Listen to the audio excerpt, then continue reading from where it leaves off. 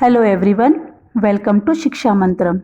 बच्चों, महाभारत में कई चरित्र ऐसे हैं जिन्हें हमेशा से सवालों के घेरे में रखा जाता है। पांडवों और सूर्यपुत्र कर्ण की मां के रूप में कुंती द्वारा लिए गए कई निर्णयों को गलत ठहराया जाता है। तो क्या थे ये निर्णय और कौन थी कुंती और महाभारत के युद्ध में कुंती की क्या भूमिका थी? तो इन सभी प्रश्नों के उत्तर हम जानेंगे इस पाठ में। तो चलिए शुरू करते हैं।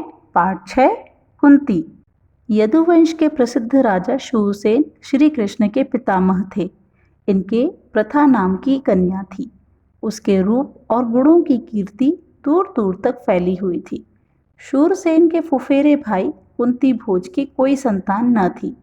शूरसेन ने कुंती भोज को वचन दिया था कि उनकी जो पहली संतान होगी उसे कुंती भोज को गोद दे देंगे।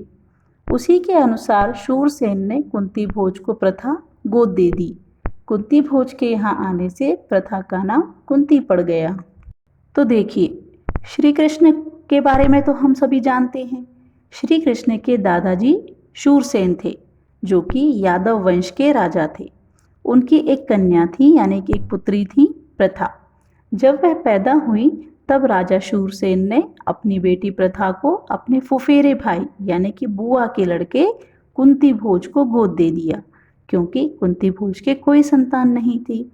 तो जब प्रथा कुंती भोज के यहाँ आई तब उनका नाम कुंती पड़ गया। कुंती के बचपन में ऋषि दुर्वासा एक बार कुंती भोज के यहाँ पधारे। कुंती ने 1 वर्ष तक बड़ी सावधानी व सहनशीलता के साथ उनकी सेवा शुश्रूषा की। उसकी सेवा टहल से दुर्वासा ऋषि प्रसन्न हुए और उसे उपदेश दिया और बोले, कुंती भोज कन्या, तुम किसी भी देवता का ध्यान करोगी तो वह अपने ही समान एक तेजस्वी पुत्र तुम्हें प्रदान करेगा। देखिए, ऋषि दुर्वासा एक बहुत बड़े ऋषि थे। तो एक बार वे कुंती भोज के यहाँ आए तब कुंती ने बहुत ही ज़्यादा उनकी सेवा की।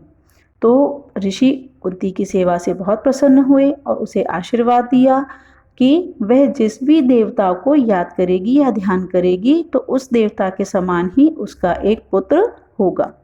इस प्रकार सूर्य के संयोग से कुमारी कुंती ने एक सूर्य के समान तेजस्वी एवं सुंदर बालक को जन्म दिया। जन्मजात कवच और कुंडलों से शोभित वही बालक आगे चलकर शस्त्रधारियों में श्रेष्ठ कर्ण के नाम से विख्यात हुआ। लेकिन अब कुंती को लोक निंदा का डर हुआ। उसने बच्चे को छोड़ देना ही उचित समझा। इसलिए बच्चे को एक पेटी में बड़ी सावधानी के साथ बंद करके उसे गंगा की धारा में बहा दिया। बहुत आगे जाकर अधिरथ नाम के एक सारथी की नजर उस पर पड़ी। उसने पेटी निकाली और खोलकर देखा तो उसमें एक सुंदर बच्चा सोता हुआ मिला। अधिरथ निसंतान था। बालक को पाकर वह बड़ा प्रसन्न हुआ। सूर्यपुत्र कर्ण इस तरह एक सारथी के घर पलने लगा। तो देखिए फिर क्या होता है। एक बार कुंती ने सूर्य देवता का स्मरण किया तो उसे सूर्य के समान एक तेजस्वी और बहुत सुंदर बालक पैदा हुआ उसे। लेकिन अब कुंती कुंवारी थी, शादी नहीं हुई थी, इसलिए कुंती को लगा कि कोई उसे भला बुरा ना कहे, इसलिए उसने उस बालक को एक पेटी में सावधानी के साथ बंद कर दिया और उसे गंगा नदी में बहा दिया। तो एक सारथी था, उसका नाम अधिरथ था। उसकी नज़र उस पेटी पर पड़ी। उसने पेटी को खोला तो उसमें देखा कि एक बहुत सुंदर बच्चा सोया हुआ है। अधिरथ निसंतान था, उसके कोई बालक नहीं था, इसीलिए उसने उस बच्चे को गोद ले लिया और उसे पालने पोसने लगा। और यही बालक फिर आगे चलकर कर्ण के नाम से प्रसिद्ध हुआ। इधर कुंती विवाह के योग्य हुई। राजा कुंती भोज ने उसका स्वयंवर रचा। उससे विवाह करने की इच्छा से देश विदेश के अनेक राजकुमार स्वयंवर में आए। हस्तिनापुर के राजा पांडु भी स्वयंवर में शरीक हुए थे। कुंती ने उन्हीं के गले में वरमाला डाल दी। महाराज पांडु का कुंती से ब्याह हो गया और वह कुंती सहित हस्तिनापुर लौट आए। उन दिनों राजवंशों में एक से अधिक ब्याह करने की प्रथा प्रचलित थी। इसी रिवाज के अनुसार पितामह भीष्म की सलाह से महाराज पांडु ने मद्र राज की कन्या माद्री से भी ब्याह कर लिया। तो पांडु की इस तरह से दो शादियां हुई, एक तो कुंती से और फिर दूसरी माद्री से। तो इस तरह महाराज पांडु की दो रानियां थीं। एक दिन महाराजा पांडु वन में शिकार खेलने गए। वहीं जंगल में हिरण के रूप में एक ऋषि दंपत्ति भी विहार कर रहे थे। पांडु ने अपने तीर से हिरण को मार गिराया। उनको यह पता नहीं था कि ये ऋषि दंपत्ति हैं। ऋषि ने मरते मरते पांडु को शाप दिया। ऋषि के श्राप से पांडु को बड़ा दुख हुआ। साथ ही वह अपनी भूल से खिन्न होकर नगर को लौटे और पितामह भीष्म तथा विदुर को राज्य का भार सौंपकर अपनी पत्नियों के साथ वन में चले गए और वहां पर ब्रह्मचारी जैसा जीवन व्यतीत करने लगे। कुंती ने देखा कि महाराज को संतान लालसा तो है, लेकिन ऋषि के शापवश वह संतान उत्पत्ति नहीं कर सकते। अतः उसने विवाह से पूर्व दुर्वासा ऋषि से पाए वरदानों का पांडु से जिक्र किया। एक बार क्या होता है, महाराज पांडु वन में शिकार करने जाते हैं। तो वहां पर एक ऋषि दंपत्ति यानी कि पति पत्नी ऋषि हिरण के रूप में घूम रहे थे। तो महाराज पांडु ने हिरण समझकर उन पर तीर चला दिया और वह ऋषि मर गए। लेकिन ऋषि ने मरने से पहले महाराज पांडु को श्राप दे दिया। तो श्राप पाकर पांडु बहुत दुखी हुए और उन्होंने सोचा कि मुझे इसका प्रायश्चित्त करना चाहिए क्योंकि मैंने एक ऋषि को मारा है। तो वे जब हस्तिनापुर गए तो पितामह भीष्म और विदुर को राज्यभार सौंप दिया और स्वयं जंगल में आकर रहने लगे। साथ में उनकी पत्नियां भी आ गईं। तो फिर वहीं पर वो ब्रह्मचारियों जैसा जीवन जीने लगे। फिर लेकिन उनको ऐसा लगता था कि मेरे भी पुत्र होना चाहिए। तो कुंती को जो ऋषि दुर्वासा ने वरदान दिया था उसका जिक्र महाराज पांडु से किया। उनके अनुरोध से कुंती और माद्री ने देवताओं के अनुग्रह से 5 पांडवों को जन्म दिया। वन में ही 5 का जन्म हुआ और वहीं तपस्वियों के संग वे पलने लगे। अपनी दोनों स्त्रियों तथा बेटों के साथ महाराज पांडु कई बरस वन में रहे। वसंत ऋतु थी। सारा वन आनंद में डूबा हुआ सा प्रतीत हो रहा था। महाराज पांडु माद्री के साथ प्रकृति के इस उद्गारमय सुषमा को निहार रहे थे। ऋषि के शाप का असर हो गया। तत्काल उनकी मृत्यु हो गई। माद्री के दुख का पार न रहा। पति की मृत्यु का वह कारण बनी। यह सोचकर पांडु के साथ ही वह भी मर गई। इस दुर्घटना से कुंती और 5 पांडवों के शोक की सीमा न रही। पर वन के ऋषि मुनियों ने बहुत समझा बुझाकर उनको शांत किया और उन्हें हस्तिनापुर ले जाकर पितामह भीष्म के सुपुर्द किया। युधिष्ठिर की उम्र उस समय 16 वर्ष की थी। तो वन में जब पांडु की मृत्यु हो गई तब ऋषि मुनियों ने 5 पांडवों का पालन पोषण किया और इसके बाद जब वे बड़े हो गए तो उन्हें ले जाकर हस्तिनापुर में भीष्म पितामह को सौंप दिया।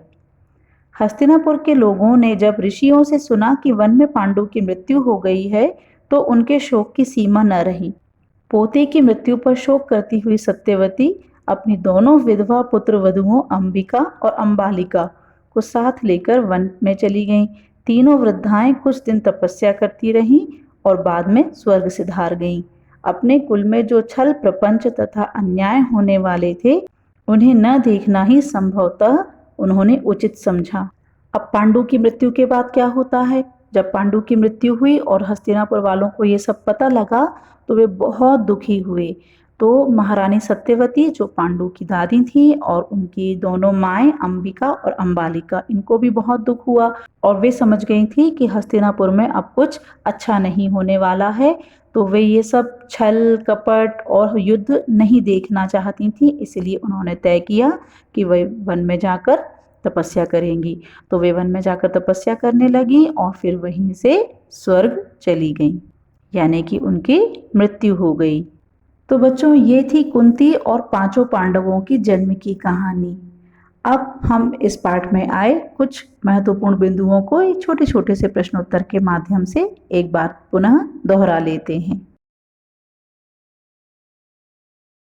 प्रश्न 1, प्रथा कौन थी? उसका नाम कुंती कैसे पड़ा? उत्तर, प्रथा यदुवंश के राजा तथा श्री कृष्ण के पितामह शूरसेन की पुत्री थी। शूरसेन ने अपने फुफेरे भाई कुंती भोज को अपनी पहली संतान देने का वादा किया था। कुंती भोज ने प्रथा को गोद ले लिया।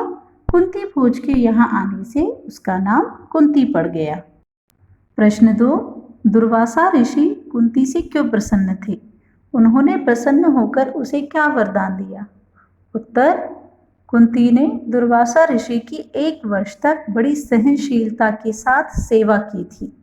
उसकी सेवा भावना से प्रसन्न होकर उन्होंने उसे वरदान दिया कि जब तुम किसी भी देवता का ध्यान करोगी तो वह अपने ही समान एक तेजस्वी पुत्र तुम्हें प्रदान करेगा।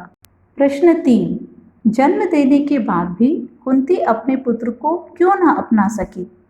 उत्तर, दुर्वासा के आशीर्वाद के परिणाम स्वरूप सूर्य के संयोग से कुंती ने कर्ण को जन्म दिया, किंतु उस समय कुंती कुंवारी थी, अविवाहित थी। लोक निंदा के भय से कुंती ने पुत्र का मोह त्याग दिया और अपने नवजात पुत्र को बड़ी सावधानी से एक पेटी में बंद किया और गंगा की धारा में बहा दिया। प्रश्न 4, उन दिनों राजवंशों में क्या प्रथा प्रचलित थी? उत्तर, उन दिनों राजवंशों में 1 से अधिक विवाह करने की प्रथा प्रचलित थी। प्रश्न 5, पांचों पांडवों का जन्म कैसे हुआ? उत्तर, देवताओं के अनुग्रह से पांचों पांडवों का जन्म हुआ। जैसा कि हम पढ़ चुके हैं कि कुंती को ऋषि दुर्वासा ने यह वरदान दिया था कि वह जिस भी देवता का स्मरण करेगी उसके अनुग्रह से उसे एक पुत्र प्राप्त होगा। तो इस प्रकार देवताओं के अनुग्रह से पांचों पांडवों का जन्म हुआ। अगला प्रश्न देखते हैं। प्रश्न 6, महाराज पांडु की मृत्यु किस परिस्थिति में हुई? उत्तर, महाराज पांडु माद्री के साथ प्रकृति की सुषमा को निहार रहे थे। उसी समय ऋषि के शाप का असर हो गया और तुरंत उनकी मृत्यु हो गई। एक अंतिम प्रश्न और देखते हैं। पति की मृत्यु का कारण कौन सी रानी बनी? उत्तर, पांडु की दूसरी रानी माद्री पति की मृत्यु का कारण बनी। बच्चों, उम्मीद है कि आपको यह पाठ अच्छे से समझ में आया होगा। अगर आपको ये वीडियो पसंद आया तो इसे लाइक और शेयर ज़रूर करें और इस चैनल को सब्सक्राइब करें। मिलते हैं एक नए वीडियो में नए पाठ के साथ। तब तक के लिए बाय बाय।